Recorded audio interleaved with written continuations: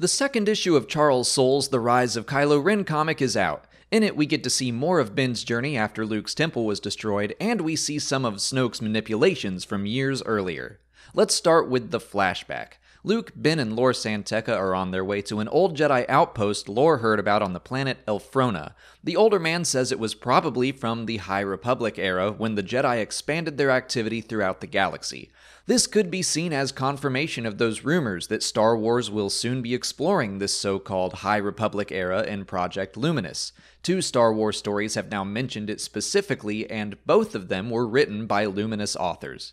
Anyway, during the trip, Snoke telepathically communicates with Ben, who tells them what they're doing and laments his boredom. He's frustrated with some of Luke's teaching methods and not being allowed to use the full extent of his powers, stuff that seems normal for a teenaged Jedi. They all arrive on the planet, which looks a lot like the Petra treasury from Jordan, which appeared in Indiana Jones and the Last Crusade. Maybe it's just meant to resemble that site, or maybe it'll show up on screen sometime, and now they have a filming location for it. Luke warns Ben that he once found a lightsaber in a place like this outpost, and that there were traps inside. It's been a while since I read it, but I think that might be a reference to the book Heir to the Jedi. In the outpost itself, we find 2 more references, these to Soule's earlier work. Luke says there is even more stuff than in Jocasta News Cache. Ben also sees a lightsaber-powered rifle like the one Jocasta used.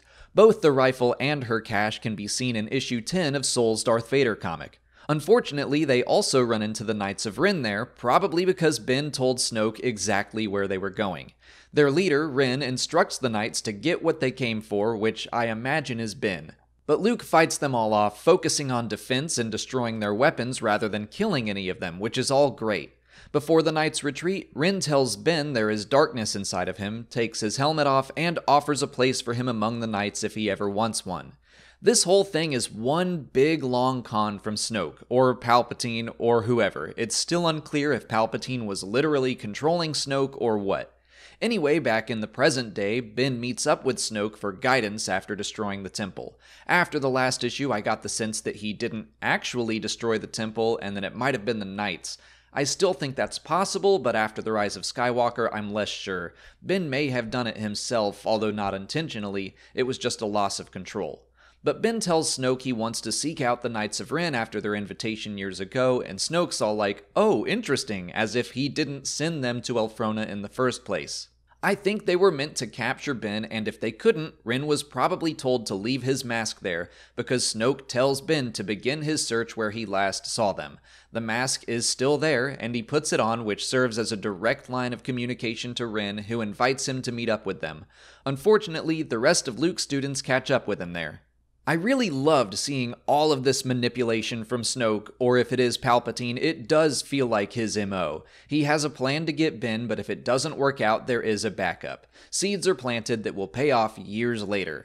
I also enjoyed the scene of Snoke and Ben talking, where young Solo says he hates that he is named after Legends, a Jedi he never met and feels he can't live up to, and his father's last name, which he knows isn't even real. That's one of my favorite things that Star Wars can do over time. Take something I think is silly, Han being given the name Solo almost as a joke in Solo: A Star Wars Story, but then twisting it into something compelling for a completely different character.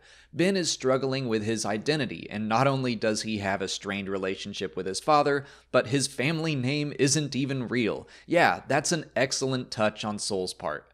We also get to see that Snoke is in contact with the First Order, specifically with Brendol Hux, so that places us in the timeline before the book Phasma. But Ben has no idea what's going on with any of that yet. He seems completely unaware of the First Order.